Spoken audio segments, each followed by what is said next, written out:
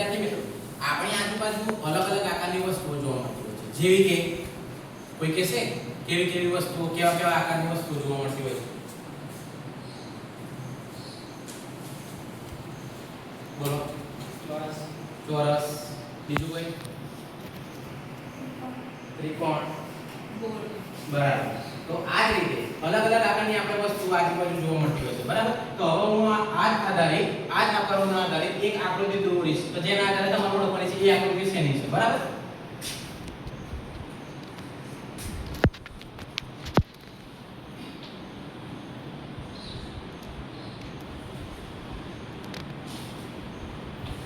બોલો આ આકૃતિ શેની છે? બોલો ભાઈ તમે. આ આકૃતિ ચોરસ. સરસ.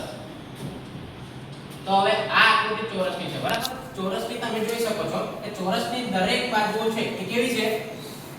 તમે બોલો. ચોરસની દરેક બાજુ સમાન છે. બરાબર. ધારો કે આપણે જોઈ શકીએ છીએ કે જેમ ચોરસની દરેક બાજુઓ સમાન છે, તો જેમ કે હવે આપણે ધારીએ કે ચોરસની એક બાજુની લંબાઈ L છે, તો એ જ રીતે ચોરસની બધી બાજુઓ કેવી થશે? સમાન. બરાબર. તો એ જ રીતે ચોરસની બધી બાજુઓ L થશે.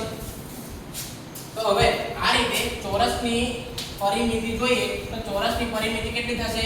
L ગુણ્યા L ગુણ્યા L એટલે 4L થશે. L plus L plus L. બરાબર. આ થાય ચોરસની પરિમિતિ. તો પરિમિતિ એટલે શું? તો જો કે પરિમિતિ એટલે કે કોઈ પણ બંધ આકૃતિ, બરાબર, કોઈ પણ બંધ આકૃતિના સીમારેખામાં ફરવાથી, કોઈ પણ બંધ આકૃતિની સીમારેખામાં ફરવાથી આ જે અંતર કપાય, કોઈ પણ બંધ આકૃતિની સીમારેખા પર ફરવાથી જે પણ અંતર કપાય એ અંતરને આપણે પરિમિતિ તરીકે ઓળખવામાં આવે છે, બરાબર. તો એ થઈ પરિમિતિ. તો હવે હું તમને એક સૂત્ર આપું છું કે એ સૂત્રના આધારે તમારે મને પ્રશ્નનો જવાબ આપવાનો રહેશે. તો સૂત્ર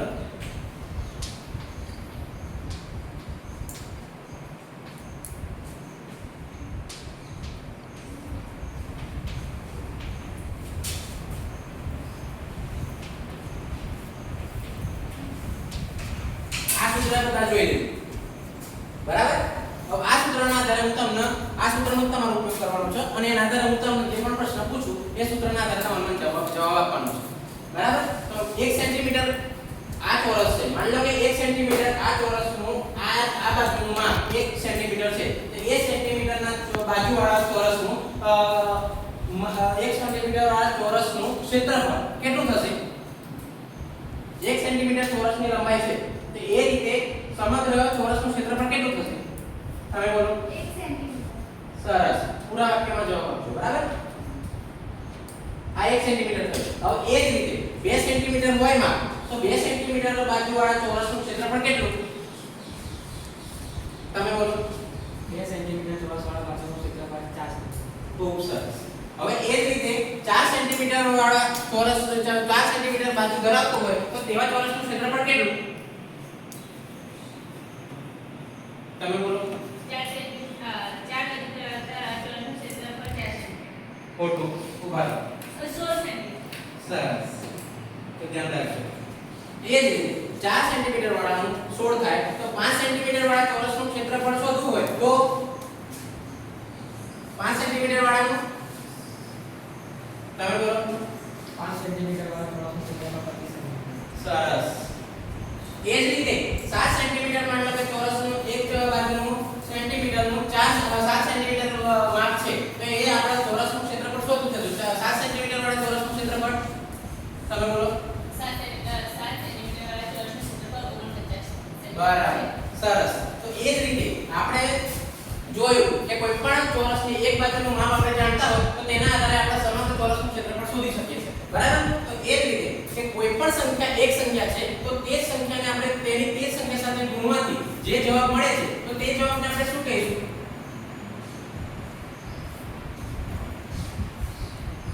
બીજું કોઈ? તમે બોલો. કોઈ પણ એક સંખ્યાને તેને તે સંખ્યા સાથે ગુણવાથી જે મળશે તેને આપણે ક્ષેત્રફળ કહીશું. મોટી વાત. ઉભા રહો.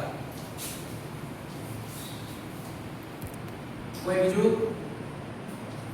કોઈ એક સંખ્યા છે તેને તે સંખ્યા સાથે